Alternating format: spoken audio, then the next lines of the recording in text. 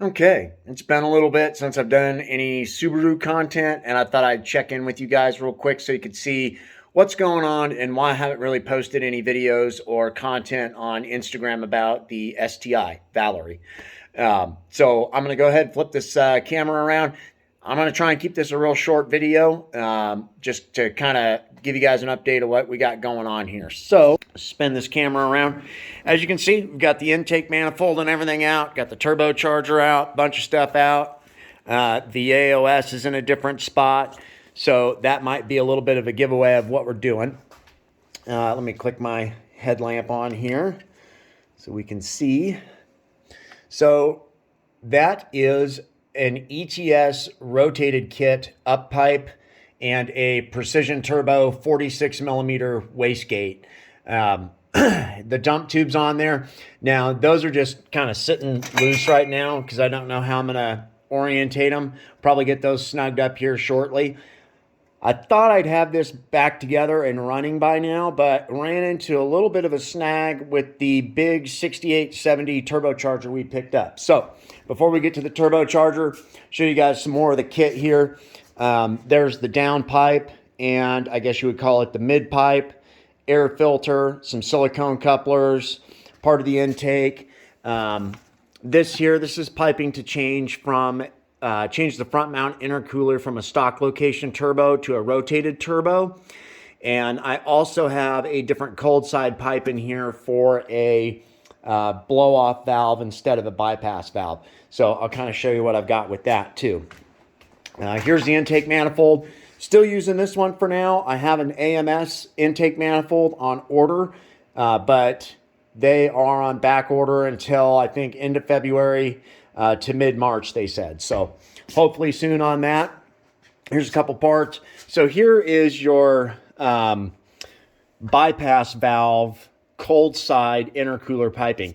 And you can see how it has this section that jogs down right here. That's to put this in the location of the stock recirculation line.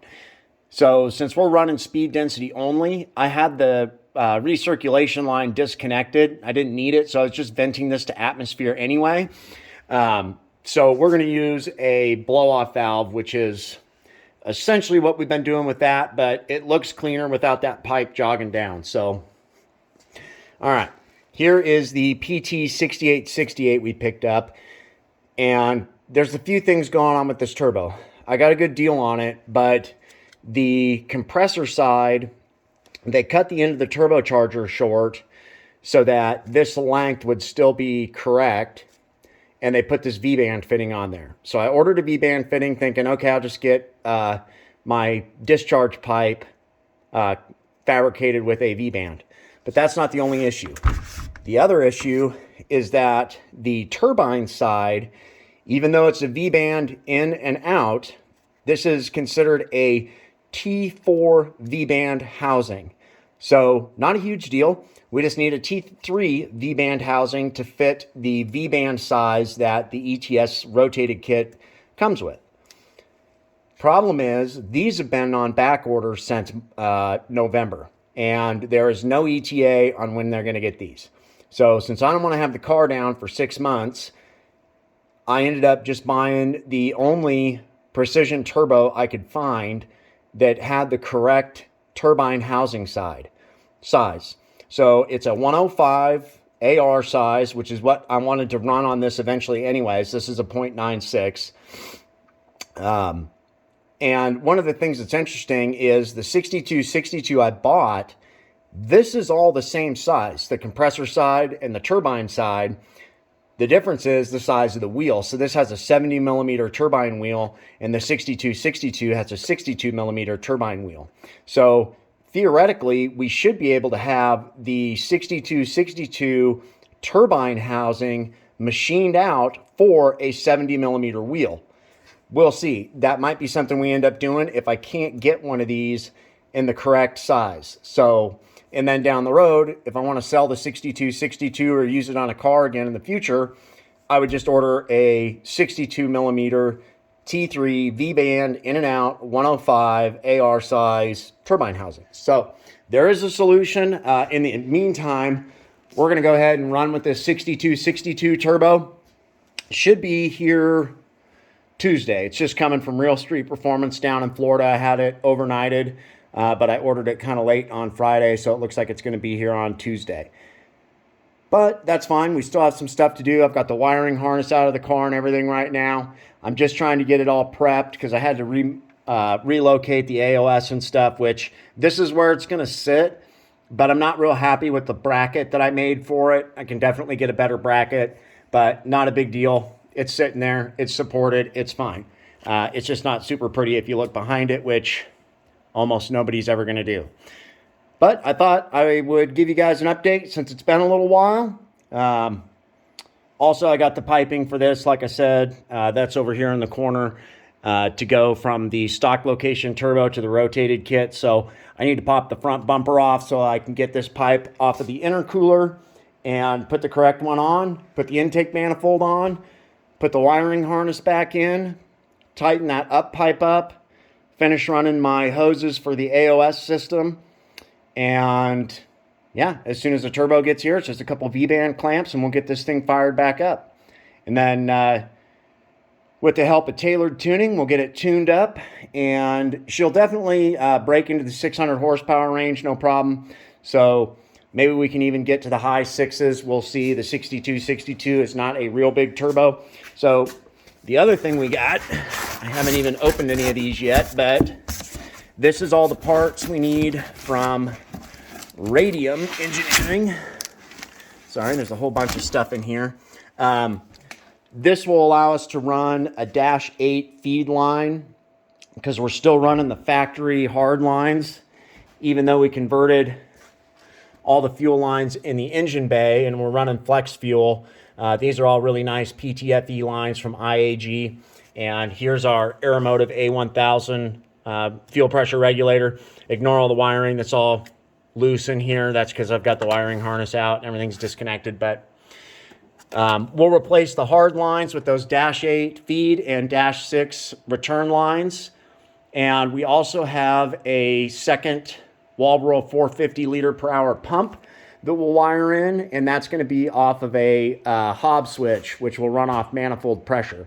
So the second pump won't kick on unless it sees whatever we set it to, let's say 14 PSI. That way we're not stressing the fuel system or the fuel pressure regulator with trying to run 900 liters per hour, which is, I think that's like 3.6 gallons per minute of ethanol. So that's a lot of fuel that we're going to be capable of delivering. And we don't need that second pump running all the time. So like I said, that'll be on a Hobb switch. We also, I'm running the factory wiring to control the single Walbro 450 fuel pump that's in here. And I got a couple relays and some fuses and stuff so that we can run both those fuel pumps off of relays and basically their own dedicated circuit.